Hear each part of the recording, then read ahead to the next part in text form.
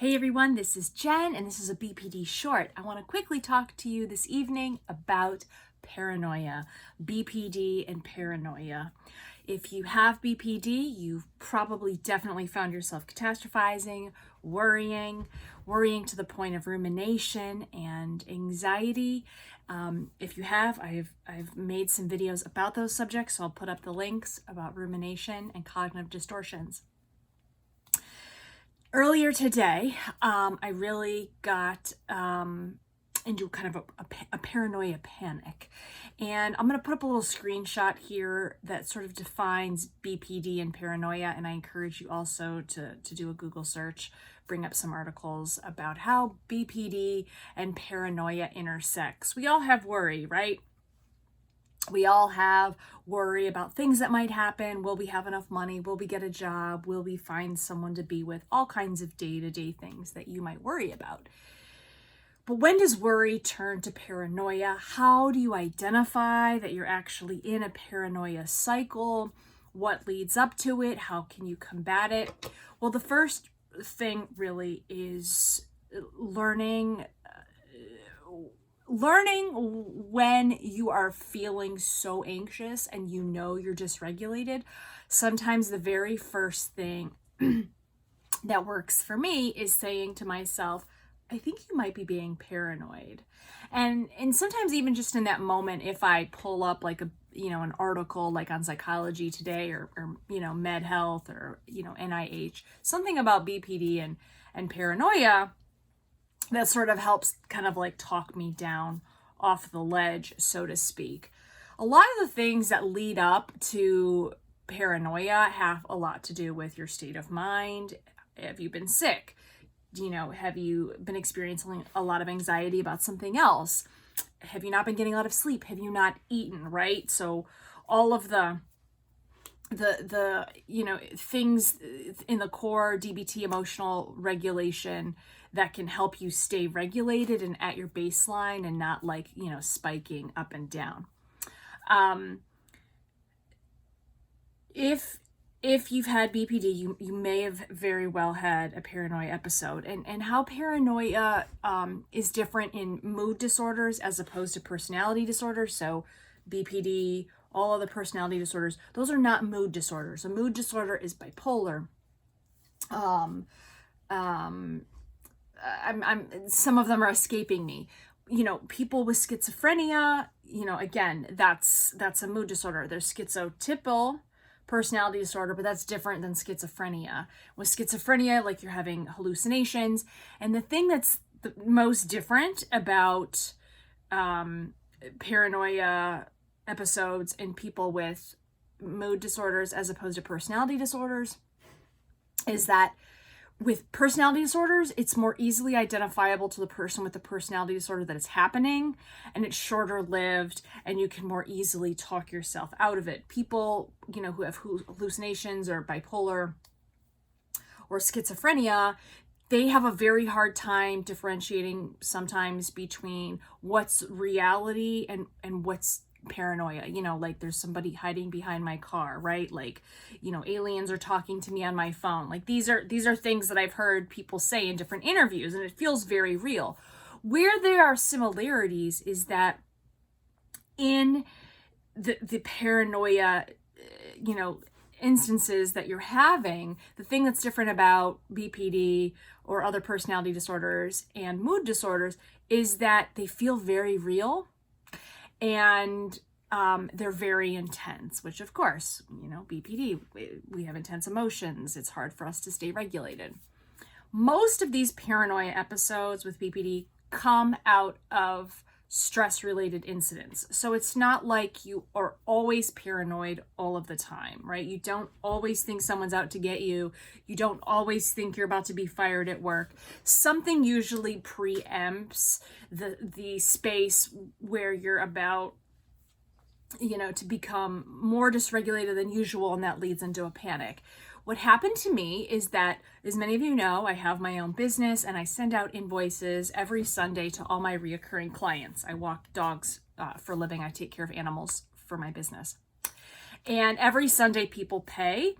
And I've had a relatively new client, and she just didn't pay. She didn't say anything. They've only been a client for a very short amount of time, maybe less than 2 months. Maybe not even that long. She was late paying once. I have a policy. You pay me by 5 p.m. or you're off my calendar.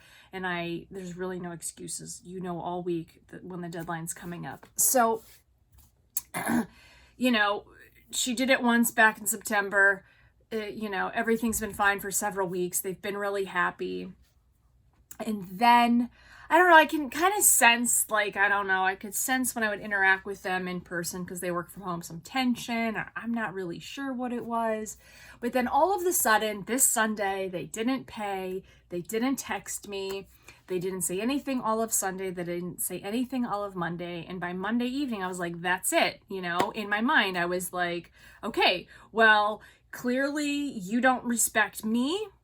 And therefore, I'm not keeping you on my calendar, because there are plenty of other people that might want that spot. And I'm not holding up money for somebody who can't, do me the decency of a very simple thing, paying on time. So, of course, I was angry. I was stressed, I was hurt. I was confused. I felt rejected. Now this has only happened to me maybe twice in 3 years. This is the second time that this has ever happened to me. So it's very rare. Okay. I want you to understand that this is a very rare instance of something that happens. So it doesn't happen with any sort of regularity. But sometimes people just ghost, and it's bullshit. And I've done a video about ghosting, so you may find that helpful. Check out that video about, how to be a ghostbuster. But they just ghosted. And, of course, the things that start to run through my mind did I do something wrong? Is there something wrong with me? Et cetera, et cetera. Well, then that, and then, the overriding thing that I told myself was no, you're great. You keep going. That's their loss. Everyone is so happy with you. I had 2 other inquiries, including a referral from another client who's been very happy. So people are still reaching out. That made me feel good yesterday. But then going into today, I felt, still a little bit uneasy. What if what if this happens to me again? What if other people stop paying me? What if other clients fall off the face of the planet, right? And then as I went out throughout my day, I didn't hear from 2 clients after I'd send the report cards as I normally hear from them. Normally they'll be like, thank you, that's great, love the report card, whatever. I'd been texting a little bit with one of them, so I knew she was responsive. Now, I knew both of them were most likely at work, so I didn't get incredibly stressed out about it. But then several hours went by, and I started to worry. I was like, maybe, because they're neighbors, they live in the same hallway. I thought, oh my God, they've read something about me online. Somebody's posted a bad review. They don't want me anymore. Now there's going to be other people who aren't going to want to hire me. And then I'll be 3 clients down. What am I going to do? I started searching the internet for I Googled my business name, my name, to see if anything came up. And then I was like, okay, this is, you got to stop this. This is not helping you. You're getting yourself spun up. So, I waited a couple more hours, and I thought, okay, what is the most effective thing for me to do? And the most effective thing to do is for me to sit in that ambiguity, in that gray zone, and not pursue it by sending 52 texts or, continuing on looking for bad things about me on the internet. And so I just sent out a text hey, just making sure you received the report card. I haven't heard from you, so I'm just wondering if you've gotten it. They're like, oh yes, thank you, I got it. And I'd only heard from the husband, so I hadn't heard from the wife, and she's usually the most vocal one. I was like, okay, great. I just thought maybe something, was amiss with the technology. Then after several hours, when I hadn't heard from the second client, I was like, hey, just checking in and make sure you got it. And she's like, yes, I just got a chance to sit down now and read everything. It's been really crazy at work today. She's a hairstylist. It's been really crazy at work. And I was like, oh, okay, great. And she, then we interacted, and we had, text conversation almost through the rest of the night. And, and she was very nice about everything. So then finally, just about an hour ago, so like a whole 8 hours later after I've already walked the dog, I finally hear from that first client, the wife, and she's like, oh my God, I lost my phone today. I've been looking for it all day. I'm so sorry. So the paranoia eventually started to go away as these other facts came in. And the way that I allowed these facts to come in is, well, first of all, I had to tell myself a few things. I think you're being paranoid. Okay. Then, so I slowed myself down. I was just attuned into being conscious about, I think you're being a bit paranoid right now, Jen. Then the second thing is that I used opposite action. So opposite action is a skill in DBT, in interpersonal effectiveness, where you do the opposite thing of the thing that you want to do, because sometimes the thing that you want to do is going to be ineffective or destructive. So the thing that I was thinking about doing was like sending, did you get it? Do you not want me anymore? Text me, like, do you still like me? All that other stuff. Instead, I sent one text, just one. Hey, just checking that you got the report card. Normally hear from you by now, which is totally appropriate. It's a totally fine thing to say, right? It's still in control. I haven't blown it all up. And then third thing here is to check the facts, right? Like, do my feelings fit these facts? Because emotional reasoning is another type of cognitive distortion that can really, really take you to 1000 very quickly, right? I feel it, therefore it must be true. And it can feel very real because we feel feelings more intensely than anyone else out of a personality disorder of a normal person. It's scientifically proven. We feel things longer and more intensely than people without personality disorders, specifically BPD. And this is what I call the emotional fibromyalgia, right? Where it may be just a slight wind for someone else. For us, it's a gale force, right? So the key takeaways here is that paranoid related stress can really be combated first by making sure, you are, again, living your ethics, living that life that you want to live, that you are resting well, eating well, you're taking care of yourself, you're not using drugs in a way that is altering your mind in a negative way. So, illicit drugs, street drugs. Then if you are in that paranoia zone, you want to challenge it by saying, am I being paranoid here? Right? You want to challenge it by saying, what is the most effective thing for me to do right now? Use that opposite action. And then the third thing is to think about, okay,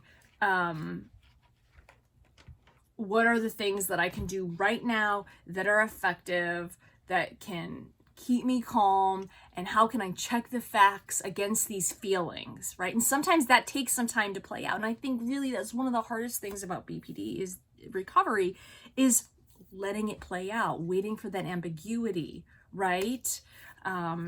It's like when they, like I'm watching a show on Hulu right now, and like they only release one episode every week, and I'm like, I want all the episodes at once. I gotta know everything at one time, right? That's sort of like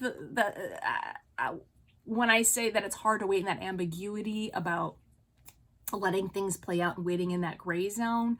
Waiting in that gray zone is akin to waiting very patiently for that one episode to drop every single week. Let me know if you've experienced paranoia, related instances with your BPD. How did you go about combating it? How did you handle it? When do you find yourself most paranoid? Drop me a line. I'd love to hear below. Thanks for tuning in. My name's Jen, and you've been watching BPD Woman. I offer positive-based solutions for those of us living with BPD, CPTSD, or those who become highly emotional or are easily emotionally dysregulated. Thanks again. Bye-bye.